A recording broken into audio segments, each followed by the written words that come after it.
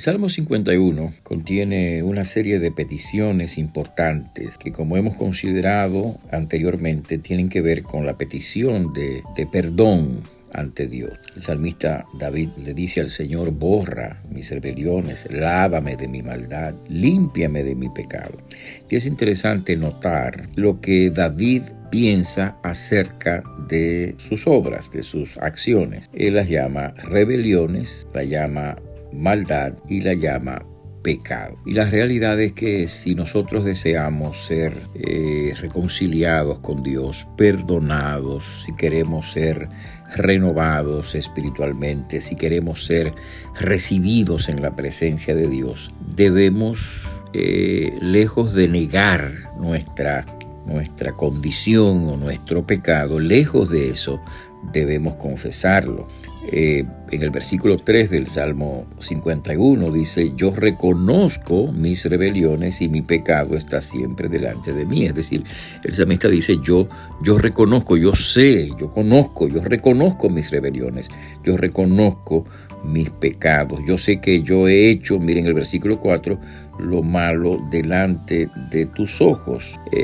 Quiere decir que si nosotros tenemos el deseo sincero de que Dios nos perdone, de que Dios nos lave, de que Dios nos limpie, nos acepte, tenemos que empezar por ahí, por un reconocimiento personal de nuestra condición espiritual, un reconocimiento personal de nuestra propia pecaminosidad. Ocultar el pecado, negar el pecado, desconocer nuestro pecado, hacernos de la vista gorda con el pecado nuestro, o como dirían la gente popularmente, mirar para otro lado como si las cosas no fueran con nosotros, no resuelve nuestro problema, al contrario, lo agudiza. Necesitamos un reconocimiento personal de nuestra condición.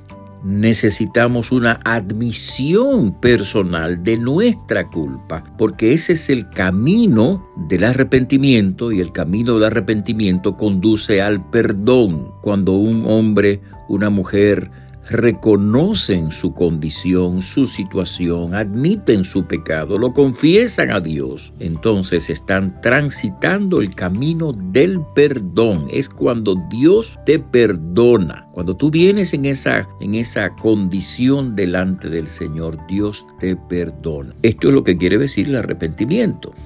La Biblia dice en otra parte, por boca del apóstol Pedro, arrepiéntanse y conviértanse para que sean, dice, borrados vuestros pecados y vengan de la presencia del Señor tiempos de refrigerio, tiempos de alegría. Arrepentimiento es un reconocimiento, una admisión de la culpa personal y una confesión a Dios. Y es entonces cuando nosotros somos perdonados, cuando nosotros somos reconciliados con Dios, cuando se restaura la amistad, cuando se nos da acceso a la presencia del Señor. Pero sin esta condición no es posible que nosotros nos acerquemos a Dios. Yo he oído tanta gente hablando en términos, no sé si llamarlos hasta irreverentes, superficiales, como si ellos se entendieran con Dios alegremente, como si ellos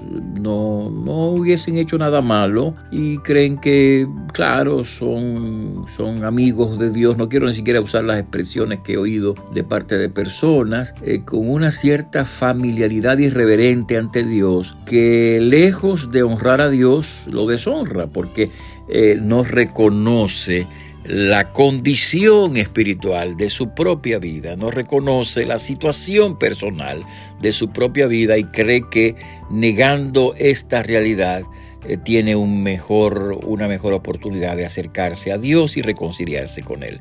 Y es todo lo contrario. Para que nosotros podamos reconciliarnos con Dios, acercarnos a Dios, tenemos que mirarnos a nosotros mismos y reconocer, como lo hizo el salmista David, y hablar de la propia rebelión, hablar de la propia maldad, hablar del propio pecado, confesarlo a Dios, porque es entonces cuando el Señor nos promete el perdón, la reconciliación, la renovación. Es cuando venimos ante el Señor con un corazón, como dice la Biblia, en esta misma porción y a la que veremos una vez más, como dice la Biblia, con un corazón contrito, o sea, entristecido, un corazón humillado, humillándonos ante Dios y reconociendo su santidad y nuestra propia pecaminosidad, confesándola a Él y trayéndola delante del Señor, es como somos perdonados, limpiados, renovados, reconciliados. Es cuando podemos de nuevo amistarnos con Dios.